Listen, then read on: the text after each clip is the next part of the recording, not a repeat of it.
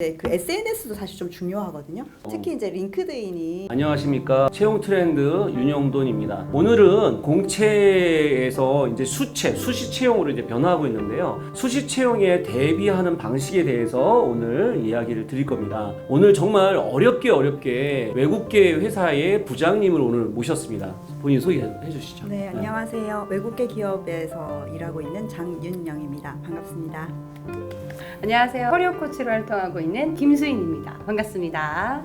자, 지금 이제 공채를 하다가 수채로 바뀌고 있어요. 수시 채용으로 바뀌고 있는데 현대자동차 같은 경우에는 원래 공채를 8,000명이나 이렇게 하다가 지금은 수시 채용을 하겠다라고 선언을 했어요. 이런 상황이 사실은 우리 취준생들에게는 되게 난감하고 힘든 상황이거든요. 어떻게 생각하시는지 좀 말씀을 해주시면 좋을 것 같아요. 예. 일반적으로 외국계 기업에서는 공개 채용을 많이는 하지는 않아요. 네네네. 신입사원도 사실 많이 채용하고 있지는 않고요. 예. 네, 일반적으로 경력 직원을 이제 수시로 많이 채용하거나 아니면 상시 채용을 하고 있는데 최근에 이제 봤을 때는 그 신입사원도 많이 채용하려고 외국계 기업도 뭐 어떤 정기적으로 1년에 한 번 정도는 어떤 시기를 정한다든지 아니면 뭐 수시로 한다든지 그런 식으로 하고 있는 추세이긴 한 것 같습니다. 지금 좀 자료를 찾아보니까요. 나이키라는 곳에서 유럽에서 채용을 하는데 40%가 사실은 내부 직원들을 추천하는 네. 방식으로 이렇게 한다. 네네네. 실제 뭐 그런 부분이 맞나요?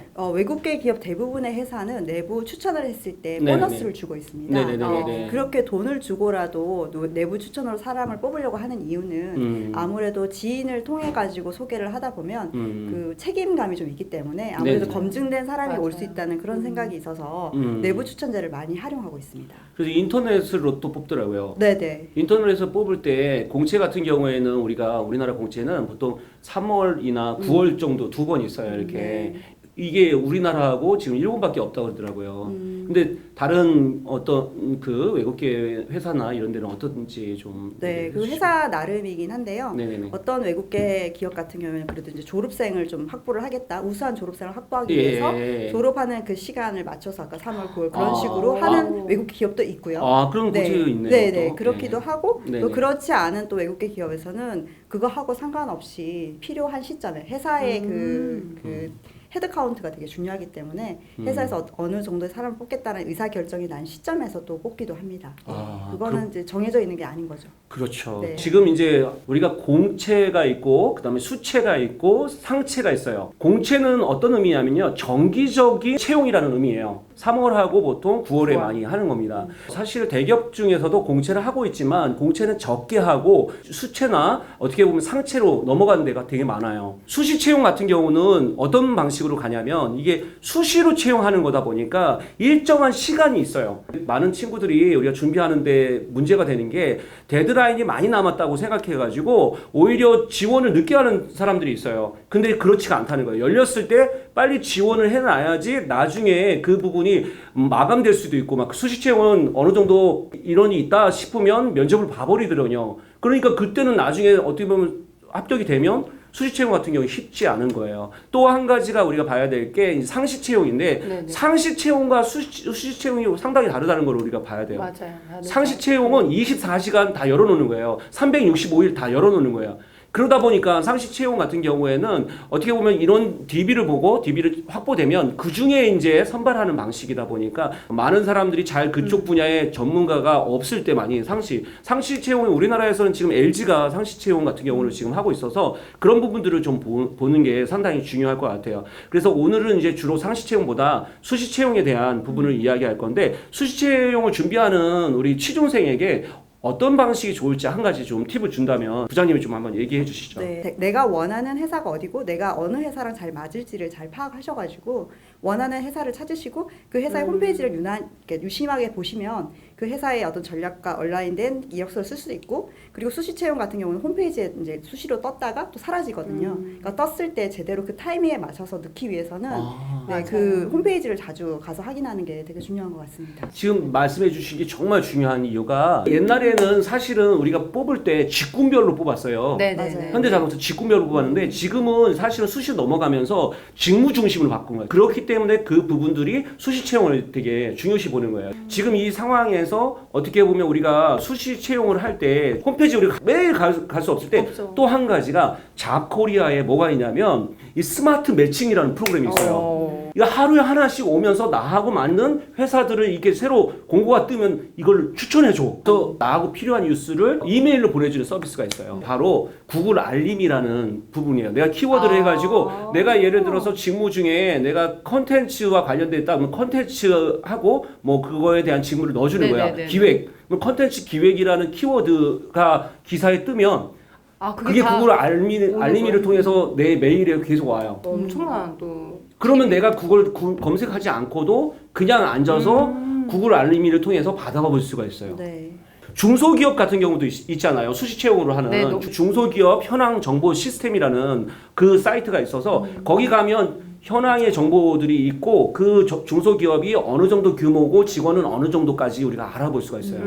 회사를 정확하게 알아보는 과정이 상당히 중요하고 어떻게 보면 부장님은 실제 현장에서 그런 부분을 보면 어떤 부분을 좀 조언해 주실 수 있을까요? 저희가 이제 보통 면접을 할 때 이제 요즘 트렌드가 다 스타를 준비를 하잖아요. 네네. 학생들이 가장 맹점이 뭐냐면 본인이 실제로 하지도 않은 일을 뭐 팀으로 했다든지 아니면 거짓말. 거짓말이라고 말하기는 조금 애매한데 거품. 네. 약간 내가 거품이네, 거품. 100의 일을 했는데 내가 거기서 한 게 1인데 내가 100을 한 것처럼 말을 해요. 거품이 있네요. 네, 그래서 인터뷰를 보면은 자기가 다 했어요. 근데 꼬치꼬치해 물어보면 1밖에 안 한 거예요. 그러면 거기서부터 신뢰가 깨지면서 그래서 저는 경험을 사실 쌓는 건 되게 중요해요. 왜냐면 네네네. 스타에 데뷔를 해서 본인이 그 일을 제대로 어떤 일을 했고 어떤 일이 일어났고 내가 거기서 무엇을 했고 결과가 어떻게 일어났다. 그렇죠. 예, 그런 예. 얘기를 정확하게 예. 말하는 게 되게 중요하긴 한데 그렇게 하기 위해서 경험을 다양하게 쌓고 그 하는 건 좋은데 내가 했던 일을 정확하고 구체적으로 예, 숫자로 뭔가 표현할 수 있는 그런 것을 준비를 하고 면접에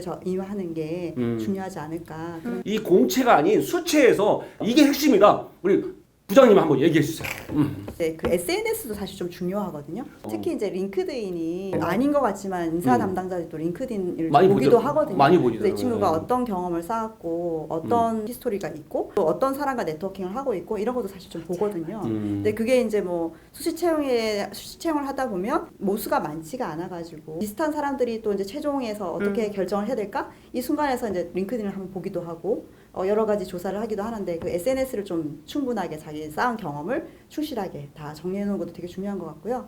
수시 채용을 하는 외국계 회사 같은 경우에는 주로 어떤 방식으로 프로세스를 하는지 좀 알려주시면 좋을 것 같습니다, 부장님. 일단은 그 아까 그 외국계 기업인데도 어떤 기간을 정해놓고 공개 채용을 하는 이유는 그 경력 직원만 너무 많다 보니까 조직이 역삼각형 구조가 되는 거예요. 너무 경력 높은 사람들만 많고 부장 과장은 그런 많은데 경우가 사원 대리가 없는 거예요. 그게 문제구나. 네. 그리고 그냥 대리급을 뽑을 바에는 차라리 신입사원을 뽑아서 제대로 교육을 시켜서 제대로 된 우리 문화를 익혀가지고 알려주는 게 더 점점점 낫다. 성장하는 게 회사의 어떤 로열티 차원에서도 좋고 그리고 회사가 또 그 사회에 기여하는 방법일 수도 있는 거고요. 네, 네. 그래서 이제 그런 식으로 매년 이제 신입사원 일정 정도의 인원을 뽑는 그런 부분도 있기도 하고 근데 그게 한국만의 트렌드는 아니에요. 저희가 이제 아태 지역 모든 다른 국가에서도 그렇게 이제 1년에 최소 몇 명씩 뽑아서 이제 밑에가 좀 더 탄탄해질 수 있도록 조직 문화 차원에서